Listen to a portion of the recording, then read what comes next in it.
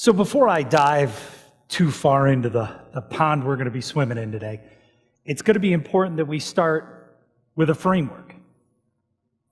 And that framework is based on a very simple thing.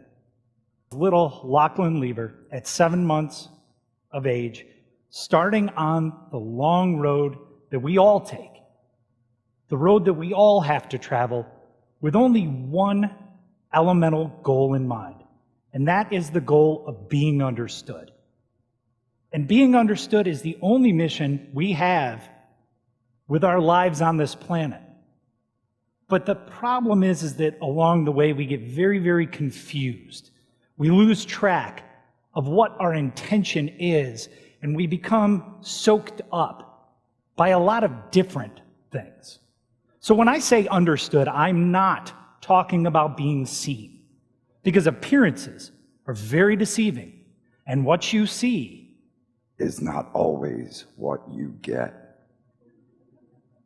I'm also not talking about being liked, okay? Our social media presence is all about liked, and I'm not talking about being loved.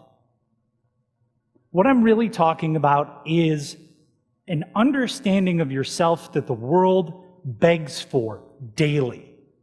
An understanding of yourself that allows you to free yourself from so much anxiety and stress, to find joy in every single moment of your life. Because once you're understood, you have purpose. Once you're understood, you have focus. Once you're understood, the people around you and the connections that you make to them become so much better. But as I said, we get locked up in all the other things. And when we do that, we become caricatures of ourselves. We become things that media can use to define us instead of us defining ourselves. For example, I'm an assistant principal, okay? I am classic middle management. And when you think of administration in schools, I bet when you think of that, you think of people like Seymour Skinner. I bet you think of Ed Rooney from Ferris Bueller's Day Off. Or maybe Richard Belding from Saved by the Bell. I know it's a bit dated. Check it out on Netflix, guys. It's a pretty solid show. Maybe you're thinking Miss Trunchbull from Matilda.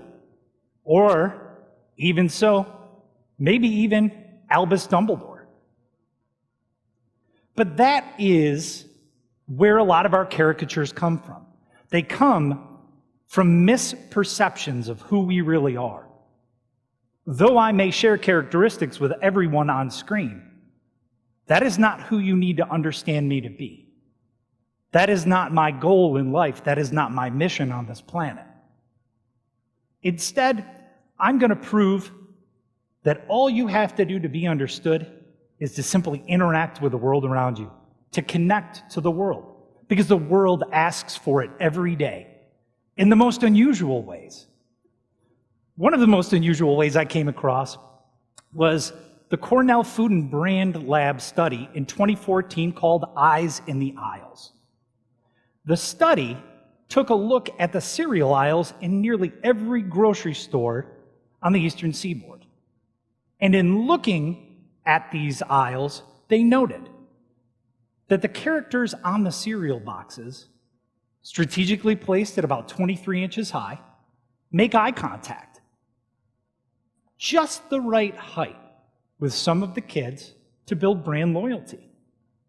Now, many of you may take a look at these boxes and hear what I'm saying and become cynical.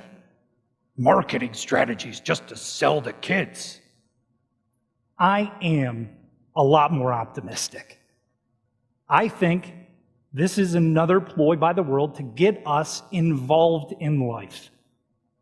When I think of the cereals that I interact with, the cereals that connect to me, I think that says something about who I am. Am I Captain Crunch? Am I Toucan Sam? Am I Lucky Charms? The world asks, begs for us to get involved. And this is just one way that it appears in everyday life. But there's a way that you probably encountered I'm guessing this morning, maybe even last night, it's something I go through my day-to-day life with. Music begs us to interact. It pulls us in. It makes us commune with each other. And it always says something about who we are as people. The best way to understand each other sometimes is to share music and to talk about what we like. And that idea of being understood and dragging ourselves from the cages we typically build for ourselves is essential to connecting to the world and showing us who we are. And even if music is not your thing, which I can honestly say I've never met somebody where music was not their thing, but I'm sure they're out there, there's even one more way to prove that the world asks for you to connect. The world asks to understand you. And that is your name. Not the name you're given. That is my given name.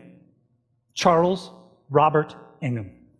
And from a man from a blue-collar family that's more about farming and dairy cows and throwing hay, that is the richest, most educated name I could have possibly been given. It does not fit my humble origins. And I am not called Charles by anyone but my father. And let's just put it this way, it's way better than what he wanted to name me. Thanks, Mom. I go not by Charles Robert Ingham, not by Zebulon, not even by Chuck. Chuck Ingham would be definitely a different person. When you think of Chuck, or its nice derivative, Chuck E, this is probably what comes to mind. I do not have red hair. I'm not an evil maniac doll or a scaredy cat. Instead, I go simply by Charley.